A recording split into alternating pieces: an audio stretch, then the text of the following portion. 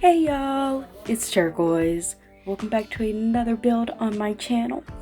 So today I decided to build a little family home with a basement. Okay, I don't really build with like basements too much in The Sims 4 because for me they're kind of tricky to deal with, but I kind of wanted, I wanted this to be a 3-bedroom home, but I didn't want 2 stories. Okay, so I decided to make like a little basement, kind of like Teddy's room in Good Luck Charlie. It's kind of like what I was going for. But this is kind of a cute little neat family home. It's very beige. Okay, this house is very beige coated. The only color really in this house is in the teens' bedroom in the basement. And there's a room for twin daughters that is like very pink and everything like that. So that's like the only color in this house other than just beige. Okay, I don't know why I decided to go with the beige home, but it ended up looking really cute, and I actually had a lot of fun building this house. It's actually been a while since I built a family home like this, now that I think about it. Like a lot of builds I've done, especially recently, have been like just for my legacy challenges and everything. So like there are specific sims for each build. This one, there aren't any specific sims for them. Okay, but I found like kind of a layout of a family home, and I kind of wanted to go with it. And then like I was trying to figure out where to put the stairs for the basement, and it just worked out that I kind of made this little cutoff where it's like you walk in the house and you're in like the kitchen dining area, right? And then kind of behind it is where the living room is, and then along the wall right there, which I think is the wall for the kids' room, is the stairs to the basement. And then the basement has the bedroom and a bathroom / laundry area. So yes, there is laundry in this house. Okay, and I think this house is playable. I haven't play tested it, but I think you can play in it because I try to avoid using move objects. I always try to avoid using move objects when I'm like building, because I'm like, I want the houses to be playable, okay? And that's like a problem I see with like a lot of houses other simmers build. Like they'll use move objects and then just everything is in the way and my sims can't go anywhere, and so I have to delete stuff. And sometimes when I delete stuff, the house just doesn't look as good anymore. So yeah, if you ever wonder why I don't really use move objects that much unless I'm like doing landscaping outside, it's because I want the house to be playable, okay? Because I'll end up probably playing in this house at some point, okay? Like for instance, my current household, I'm currently on generation 11 of that. But when my update for that household in October comes out, that's like 1 year of playing in that save, like one full like actual year of playing in that save. And I'm gonna like take the family and move them into a new save, at least the heir anyway. And who knows, I might have them live in this house. I don't know. Like that's a couple months down the line, but just as an example, right? And yeah, like I don't really build that often. A lot of the time I will just grab like houses off the gallery.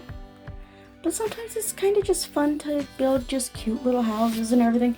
I wanted to really use like the base game doors and windows and everything that kind of came like out in February, I think, in like that base game update, because they just end up looking really cute. And I love how this house turned out. It took me a while to kind of figure out exactly what I wanted to do in terms of how I wanted stuff to kind of go in this house. But I think it ended up really well. I ended up making a makeshift kind of shower instead of just putting a regular shower in, because I wanted to use the what is it? It's the wallpaper that's just like it's the clear like window wallpaper. I don't know, glass wallpaper. There we go. That's the word. Glass wallpaper. Because like yeah, it's very useful for like greenhouses and stuff, which I think is kind of what that wallpaper was meant for. But also you can kind of make custom showers if you don't have like the shower doors from like Lovestruck and everything, which I don't have Lovestruck yet. eventually I'll end up with all the packs. Eventually, but that costs money, and right now I don't have that much money, so yeah, here we go. And so it kind of just makes this like little temporary thing, and it actually looks really cute. And I've kind of been doing it in a lot of the houses that I've been building, actually, to kind of make custom showers and things. But like this house is for like 5 people. So there's the parents. Then there's a room for like twin children or just 2 children. And then there's a teenager room in the basement, okay, for like 1 teenager. Okay? And it's just a cozy little house. It's not too big. It's just, I wanted something kind of simple, really, when I was like building. Like I was like looking up inspiration for like family homes and everything. I wanted to find like inspiration for a family home with like a garage with an in-law suite above the garage, but I couldn't find like any inspiration that I kind of wanted to try to replicate in any kind of way. And so I just kind of went with this family home idea, and I actually really like it. I ended up using a few things I've never seen before, like that little picture with like the apples on it. I've never used that in the game. I can't even remember what pack that comes from now that I think about it, but I've never seen it before. I haven't, and I just thought it looked really cute. Okay, like I just wanted something nice and cozy and neat. I of course had to put my plant from Get to Work. I swear I put that plant right there in like every single build I do, especially like every single residential build I do, just because it's cute.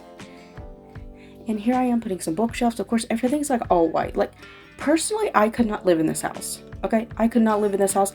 It would not stay looking like this for long because I'm quite messy.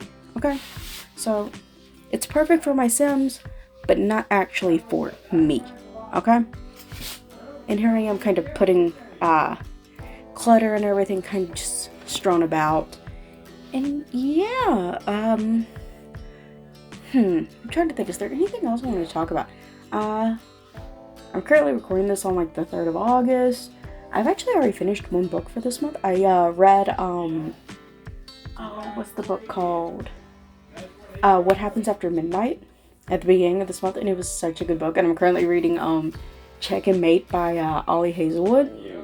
So I've kind of been in a romance kind of thing when reading, but I don't know, it's kind of like I have other books I'm like planning to read. Like I have Fourth Wing, I have Hunting Adeline, even though I've already read Haunting Adeline, so I have the second one.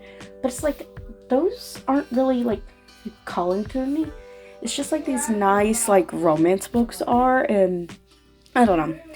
It's just nice to read like happy endings a lot of the time, right? Like it's nice to read books with happy endings. Which, funny enough, before I read What Happens After Midnight, I read Beach Read, which was, for those of you who have read it, you know that the book is about, the main character. She often writes like happy ending romance books. And so it's kind of funny that after reading that, I'm reading a bunch of happy ending romance books. But yeah, I've actually read, I think, 29 books this year. My goal was 100. My goal for this year is 100. And we're in August now, so I don't know if I'm going to reach that. But I mean, hey, if I can finish 50 books by the end of the year, I'll be proud of myself, okay? I have actually finished a book every single month this year so far, which is actually really impressive for me. Because normally I get into like a real reading slump around like March, and it'll last until like September, and I won't read like anything during that time. So the fact I've finished a book every single month is really impressive. Okay, but here I am finishing up the kids' room. It's very colorful, it's very cute. Okay, if you guys want to play in this house and you want to play with like toddlers or infants, you can easily just switch out the furniture and everything, make it look all cute and all of that. And then downstairs is where the second bathroom and the teen bedroom is. There is a lot of stuff in the teen bedroom, and I kind of wanted the teen to be like, maybe they play games, okay, they're a gamer, maybe they stream, okay, maybe they just make content, right? So yeah, that's kind of what I went for. And I think the room ends up turning out really, good, okay? I thought about this wallpaper, and then I was just like, that was too much. It was way too much, okay? Like, that wallpaper's fine for, like, one accent wall, but for, like, a whole room, it's just like, no. It was way too much. But down here's, like, a lot of color. There's a lot of blues and purples and all of that, and it just turns out really good, and I loved making this room. But, okay, I'm gonna stop talking here, and you guys can enjoy the rest of the build. Leave a like down below if you enjoyed it, and go ahead and subscribe so you never miss one of my episodes. And I will see you all tomorrow. Bye, everybody.